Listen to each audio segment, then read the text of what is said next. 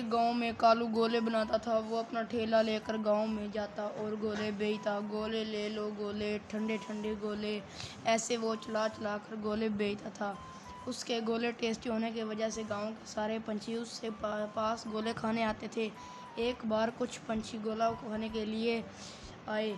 तभी कालू से कहता है कि गोले ख़त्म हो गए हैं। तब वो उदास होकर वहाँ से चले जाते हैं। ये देखकर कालू बोला, हर रोज़ कुछ पंछी गोले ख़त्म हो जाने के बाद उदास होकर चले जाते हैं। हर रोज़ मैं गर्म पानी करके कितने गोले बनाऊंगा। अगर मैं पानी ना गर्म करूं तो कौन पूछेगा। उसके बाद सब पंछी जाने के बाद वो गांव के बाहर तालाब का गंदा पानी भर कर फिर उससे ले आता है और इस पानी से वो गोले बनाता था।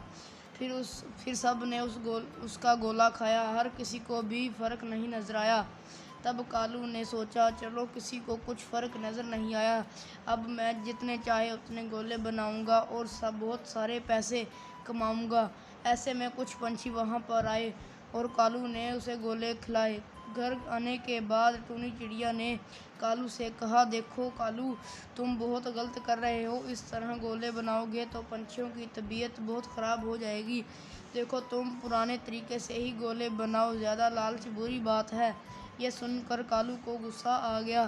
तभी कालू बोला, जब चुप कर, मैं ईमानदारी से गोले बनाकर कितना कमा लूँगा। अगर मैं सब के बारे में सोचूंगा तो मैं मर जाऊंगा। मुझे तो बहुत रुपये चाहिए। एक दिन गांव के राजा की बेटी बहुत बीमार पड़ गई। तब डॉक्टर ने आकर उसे देखा और महाराज से कहा, इसका पेट बहुत ख़राब है। राजकुमारी ने बाहर से कुछ खा लिया होगा, इसलिए इसकी तबीयत बहुत ख़राब हो गई है।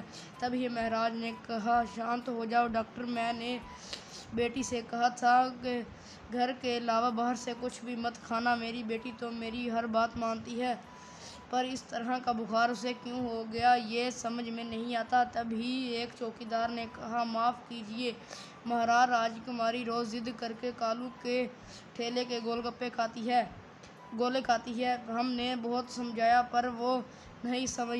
तभी महाराज ने कहा, मुझे पहले क्यों नहीं बताया। तुम जाओ और अच्छे तरीके से पता करो कि कालू गोले कैसे बनाता है।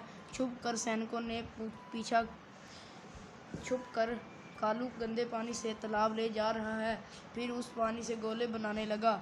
उस वक्त पकड़कर कालू को महाराज के सामने पेश कर दिया गया। तभी महाराज ने कहा, कालू, तुमने थोड़े पैसे लेकर पंछियों के साथ खेल खेला है। मुझे पता चला कि तुम्हारे गोले खाकर गांव के सारे पंछी बीमार पड़ गए हैं। इस तरह महाराज ने उसे डांटने लगा और उसे जेल में बंद कर दिया। दोस्तों, हमें ईमानदारी से काम करना चाहिए। थोड़े पैसे लगाकर किसी की